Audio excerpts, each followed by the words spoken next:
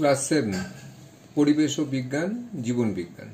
আজকে আমাদের আলোচনার বিষয় হলো অভিস্রবণ।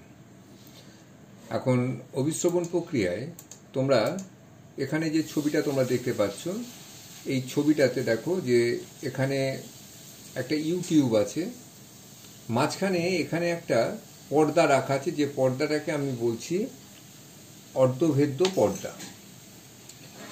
এই পর্দাটাকে বলা হচ্ছে, যে পর্দার ভেতর দিয়ে খালিমাত্র দ্রাবকের অণুগুলো যেতে পারে, দ্রাবের অণু যেতে পারবে না। তা আমি এই ইউটিউবের এদিকে আমি ঘন চিনির দ্রবণ রেখেছি মনে করা যাক, আর এদিকটাতে আমি রেখেছি জল। তাহলে চিনির দ্রবণ আর জল এই দুটোর মধ্যে যদি তফাৎ করি, তাহলে কার গাঢ়ত্ব বেশি? চিনির দ্রবণের। কার গাঢ়ত্ব কম বা ঘনত্ব কম? জলের। এবার খেয়াল করো পাশের ছবিটাতে, দেখো যে এখানে কিন্তু চিনির দ্রবণের উচ্চতাটা বেড়েছে, জলের উচ্চতা কিন্তু নেমে গেছে। তাহলে এখানে কি হয়েছিল? এখানে তাহলে জলের যে অণুগুলো, যাদের আমি দ্রাবক অণু বলছি, তারা এই অর্ধভেদ্য পর্দাকে অতিক্রম করে কম ঘনত্ব থেকে বেশি ঘনত্বে অর্থাৎ চিনির দ্রবণের মধ্যে প্রবেশ করেছে, এবং সেই জন্যই চিনির উচ্চতা, চিনির দ্রবণের উচ্চতাটা বেড়েছে আর জলের দ্রবণের উচ্চতাটা কমেছে। তাহলে এই যে ঘটনাটা, এই ঘটনাটাকে বলা হচ্ছে অভিস্রবণ। আর অভিস্রবণের সংজ্ঞাটাকে যদি আমরা তাহলে খেয়াল করি, তাহলে আমরা দেখব যে অর্ধভেদ্য পর্দা দ্বারা পৃথক করা দুটি সমপ্রকৃতির অসম ঘনত্বের দ্রবণের দ্রাবক অণুর, অর্থাৎ যেমন তুমি আগে তোমাকে বললাম জলের অণুর, অর্ধভেদ্য পর্দার মাধ্যমে কম ঘনত্বের দ্রবণ থেকে বেশি ঘনত্বের দ্রবণে প্রবেশ করাকে বলা হয় অভিস্রবণ। এ সম্পর্কে তোমাকে আমি আরো একটা পরীক্ষা এখানে দেখাই, যে দেখো আমার এই সামনে আছে, এখানে কতগুলো শুকনো কিশমিশ আমি রেখেছি। এই কিশমিশগুলোকে আমি সকালবেলায় জলের মধ্যে ভিজিয়ে রেখেছিলাম, এবং এখন দেখো যে কিশমিশগুলো ফুলে তারা কতটা আয়তনে বেড়েছে, অর্থাৎ মোটা হয়ে গেছে, ফুলেছে। তার ফুলেছে তার কারণটা কি না, তার মানে এর মধ্যে কিছু প্রবেশ করেছে। ওই শুকনো কিশমিশগুলোর ভেতরে কি প্রবেশ করেছে না, আমি জলের মধ্যে রেখেছিলাম, জল এখানে হচ্ছে দ্রাবক, আর কিশমিশের ভেতরে যে রসটা ছিল কোষীয় রস, তাহলে সেই কিশমিশের কোষীয় রস আর জলের যদি ঘনত্বের যদি আমরা তুলনা করি, তাহলে দেখব যে জলের ঘনত্বটা কম আর কিশমিশের ভেতরে থাকা রসের ঘনত্ব বেশি। ফলে যেটা হয়েছে যে জলের মধ্যে থাকা অণুগুলো অর্থাৎ দ্রাবক অণুগুলো এই কিশমিশের বাইরের আবরণকে ভেদ করে, অর্থাৎ অর্ধভেদ্য পর্দাকে অতিক্রম করে কিশমিশের ভেতরে প্রবেশ করেছে, বেশি ঘনত্বে প্রবেশ করেছে, এবং কিশমিশটা ফুলে উঠেছে।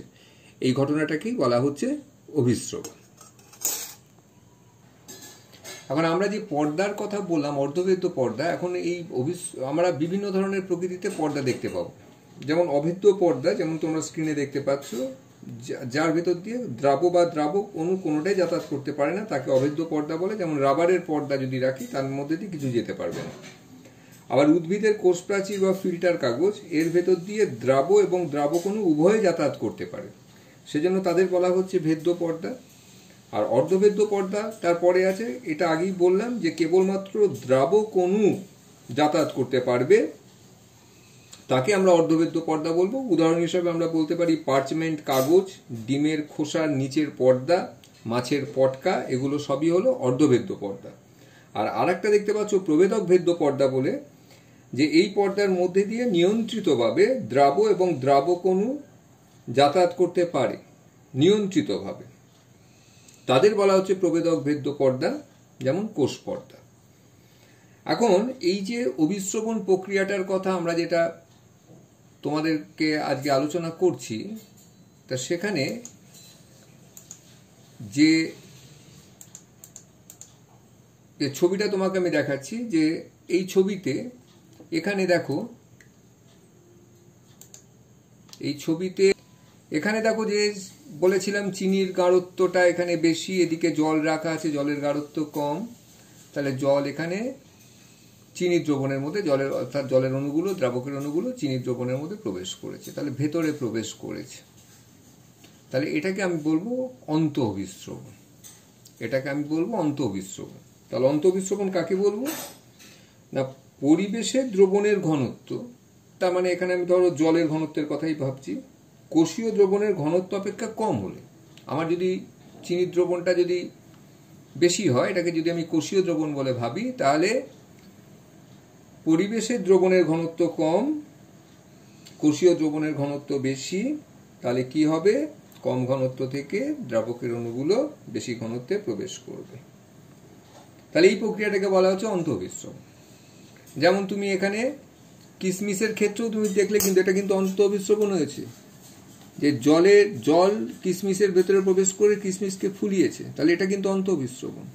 আবার তোমাকে যেমন আমি আগে বলেছিলাম যে আলুকে যদি গাঢ় নুন জলের মধ্যে রাখি, তাহলে কয়েক ঘন্টা বাদে দেখবো যে আলুগুলো চুপসে